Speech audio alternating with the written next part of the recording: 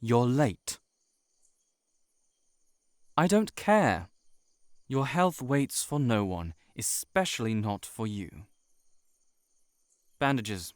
Off now. It's worse than I thought. Stop. I'll do it. Don't move your fingers, or else they'll fall off. The only thing holding them together is cloth and hope. Fourth phase of Manaburn. Your skin is turning into ash, layer by layer. It tastes deep. The char has made it to the marrow in your bones. It's a wonder you aren't screaming right now.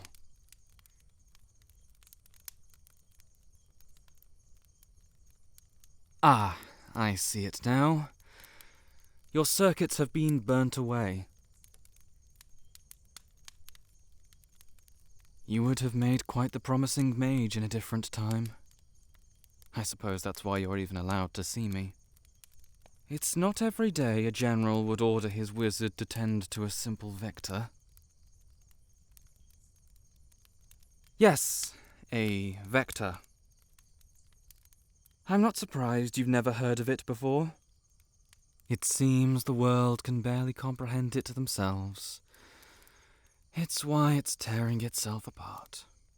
It's why your body is tearing itself apart. Always so focused on the cans and not the hows. In the end, you'll all end up as burnt-out husks. You were trained poorly, all of you were. Practically ordered to give you burns as quickly as possible. The arms of a conscript is a small price to pay in the face of victory. Or so they say. But even if we could amputate every limb before the burn spreads to the rest of the body, what would be left of our kingdom? A bunch of limbless fools. I've found your issue. Your veil is pierced. Your mana is leaking, feeding your burns, draining your soul. You're full of surprises, aren't you? A ruptured veil holds many loose threads, tugged on by the constant flow of mana. A practiced mage would have been shredded within the hour. I hear you held out for 3. Still, you're only unraveling ever so slowly. Well done, Vector. Place your hands on my table, palms toward the sky. I need to replenish your reserve before you turn into an undead. This will take a moment. Wouldn't want to rip your veil any further.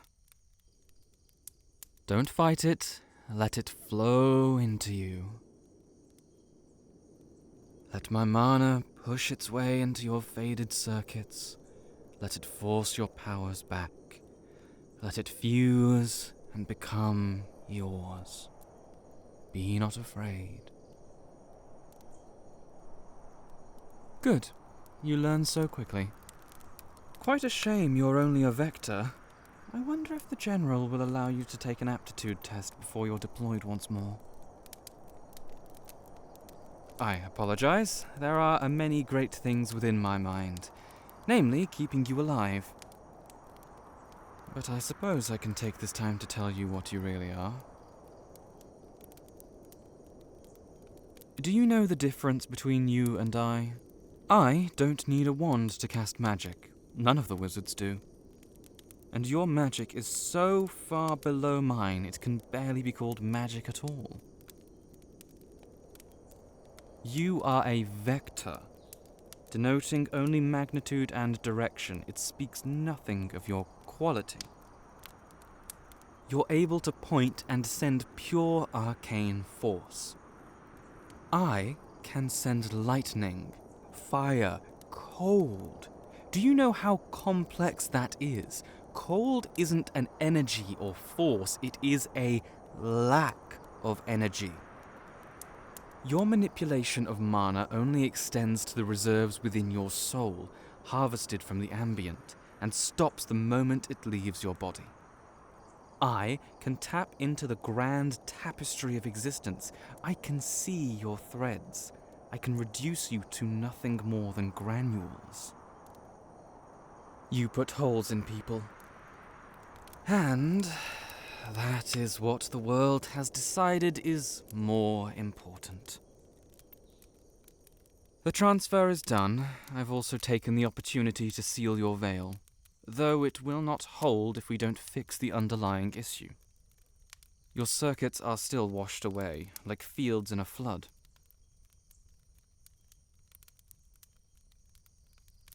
Are you familiar with the veins in your body? It is not dissimilar.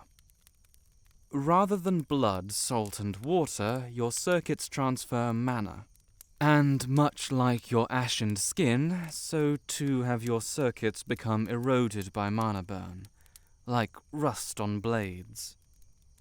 They will never heal, but they can be reforged, melted down, and reshaped. Do you know why we use a pen to write? For precision. But with precision comes density. Thin, dark lines that make our words clear. In writing, that is good. Spellcasting, too.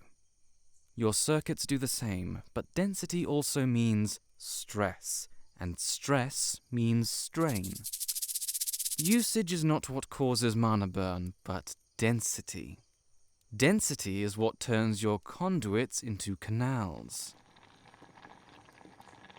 There, a fresh set of circuits. Now I just need to train the idiocy out of you so they won't turn into slag.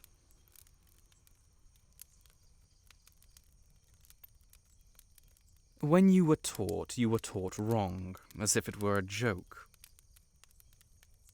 They didn't care. They just needed more bodies. You were told to push your mana out, like a needle through fabric. But mana isn't a needle. It is closer to a viscous fluid. When you push it like that, it presses hard against the veil, pooling in one place, concentrating on a point. And of course, it eventually leaks through, creating the arcane bolt. But that density of mana ignites ever so slightly. It feeds on life, starving the surrounding body and spreading when it has run out of food. It is why every able person that can hold a wand has Manaburn.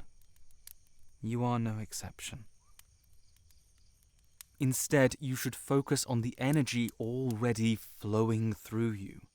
Asking it to stay in one place is unnatural, harmful even, as evident by all the lost hands.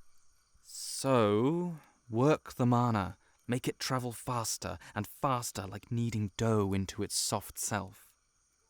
And when you throw it, it will flow like water past the seams of your veil. Though for now, you should only practice circulation, as your recovery is far from over. Spread your mana throughout your body, diffuse the lumps and pull away from your burns. This will starve the affliction. Near instantaneous mastery. You'll make a fine apprentice when this war is over. If it ever ends. This war of ours is unlike anything ever before. This mana burn is proof of that. Never before has it been so mundane to see your hands turn to ash, for cracks to form like ravines in your flesh, for your very spirit to burn out like some macabre candle. It's not normal. Such pain should never be normal. It's just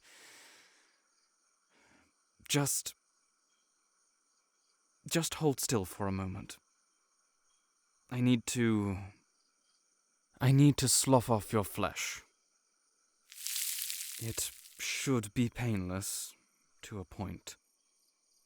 Some parts of you are so dead that there's nothing left to feel. Now all they do is keep the heat in and poison your blood. If you've ever seen a farrier carve a horse's hoof, it is like that. Painless, but disgusting. The difference is you'll get your skin back. A simple charm. So you can go back to fighting, to burning your flesh away. The painless part is over. I'll need to pick your skin. Just think of the pain as incentive to practice magic in moderation. Ha. Sadly, this war will not allow you any breaks. A soldier as plentiful as the common farmer, and as powerful as the lowest mage.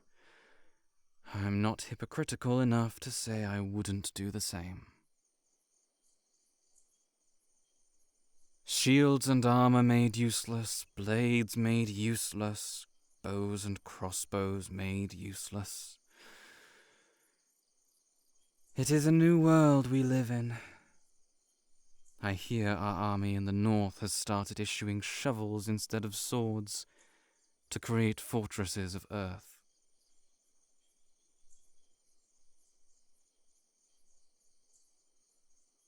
I am barely useful myself out there. Out there, they all know to aim for me. And, for all my tricks, when the air is saturated with their simple spells, even I am harangued by their slew of bolts. For quantity has a quality of its own.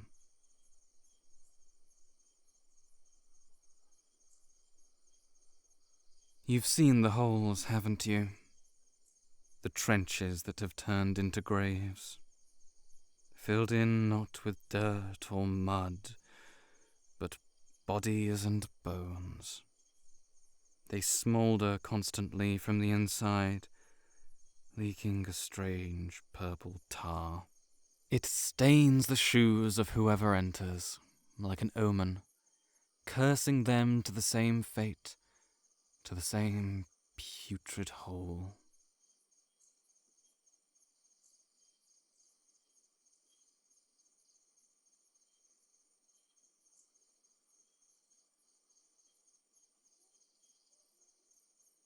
I cannot carve my way through the battlefield.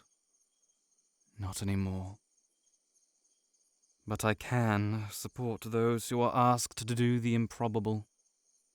By raining fire on our opponents, by creating constructs of steel and stone, and by playing messenger whenever need be.